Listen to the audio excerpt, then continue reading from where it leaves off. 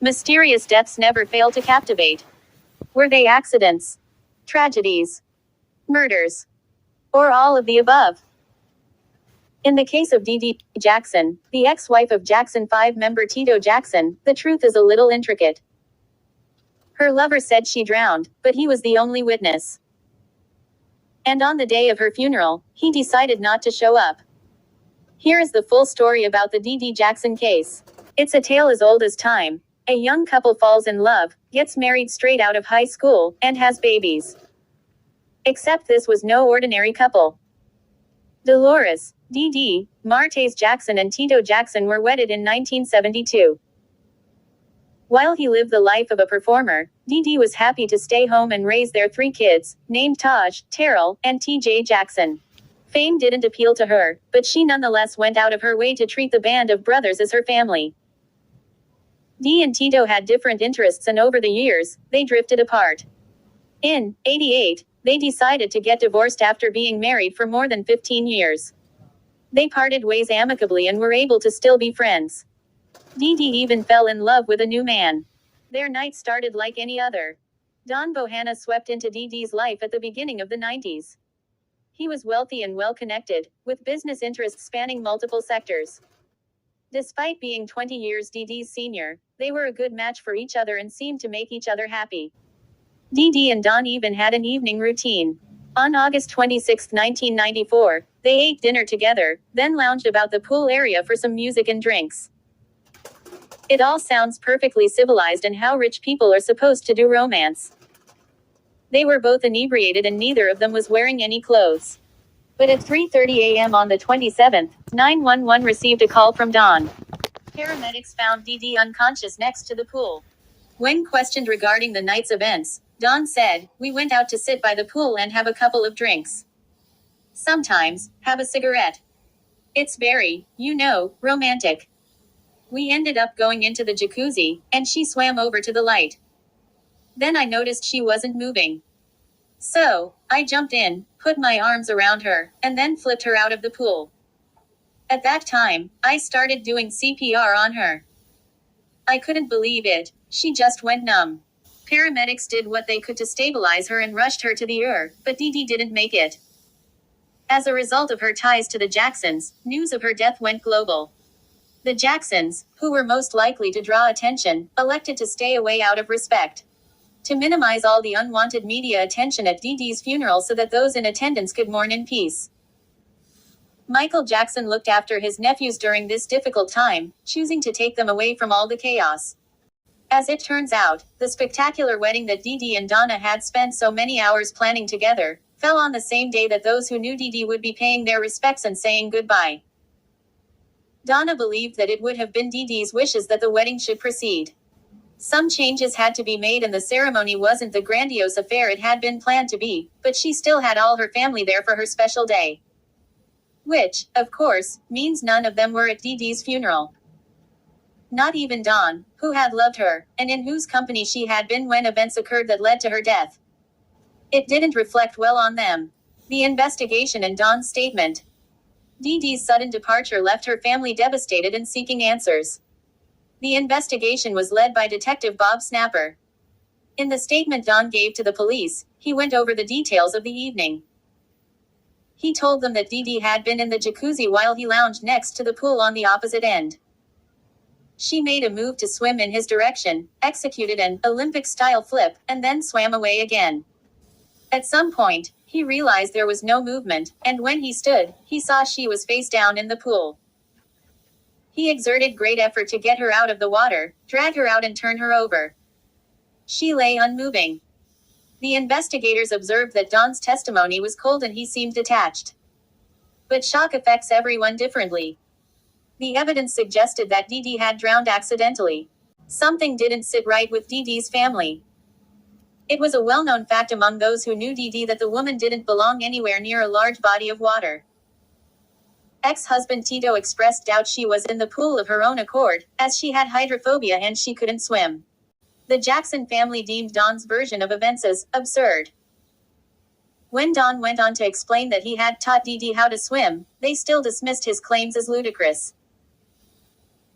Dawn's daughter, Donna, verified that she had witnessed Dee Dee dressed in swimming attire often in her father's home.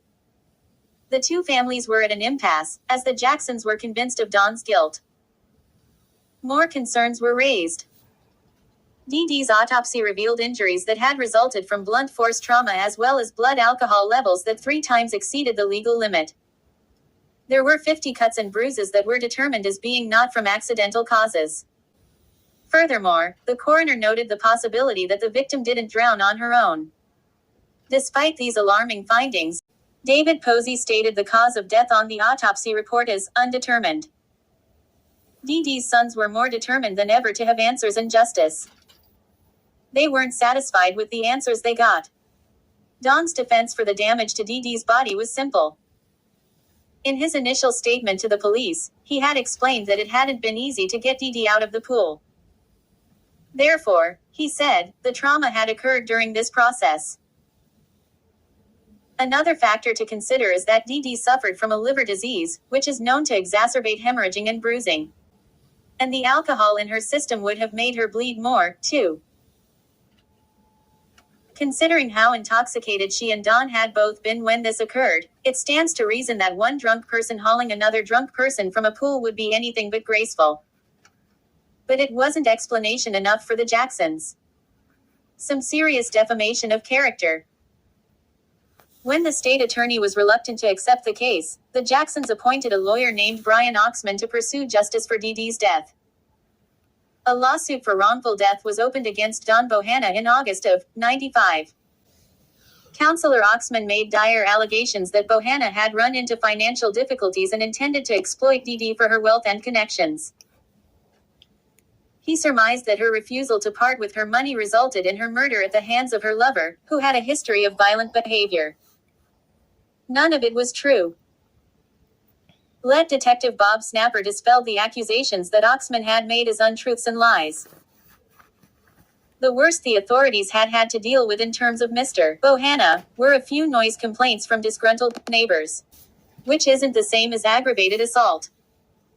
Furthermore, Bohanna was financially stable. In fact, he was better than just stable. Oxman's devious plan to tarnish Bohanna's name failed.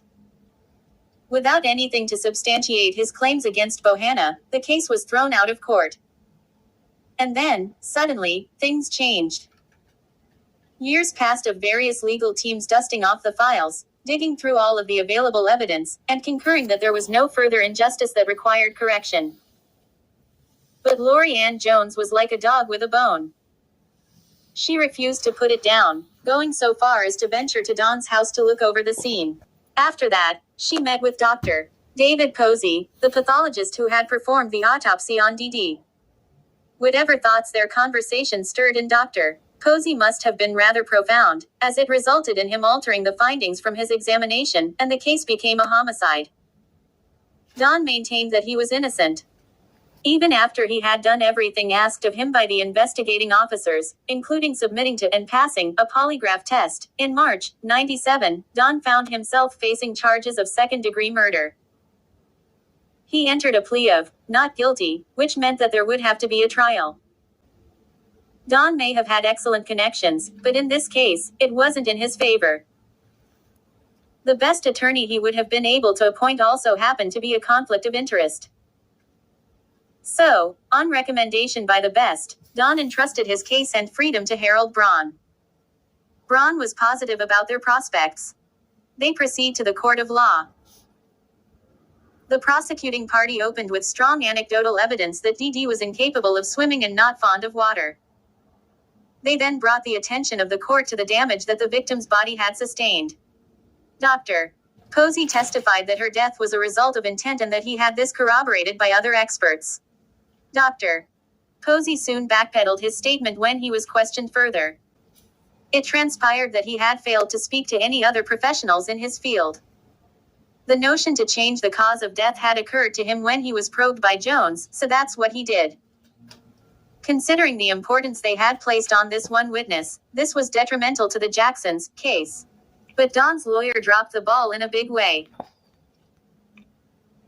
Braun failed his client. Braun was a reputable defense attorney, with years of practice. This was not his first trial. Yet his tactics did not seem to be those of a competent attorney in the courtroom. He neglected to call on any witnesses, not even the forensic expert who had agreed to testify for Don. The singular tactic that Braun employed was to try to discredit the opposition's arguments. When he did eventually call someone to the stand, they were entirely caught off guard, and it was his client. These do not seem like the actions of a man who wants to win. Don Bohanna receives his sentence. The hearing stretched out over 3 slow weeks. In the end, Don was found to be guilty of second-degree murder, and he received a sentence of 15 years to life in prison. While the Jacksons were pleased with the outcome, the Bohannas felt slighted. Had the law prevailed? Were the proceedings fair?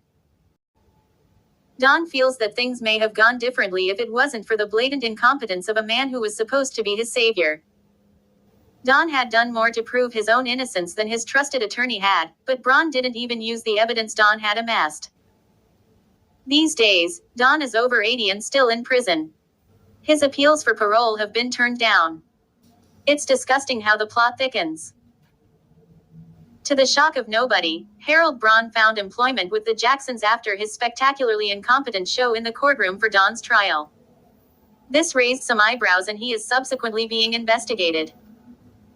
The ever-so-convincing Lori Ann Jones made a deal for immunity after being nailed for bribery.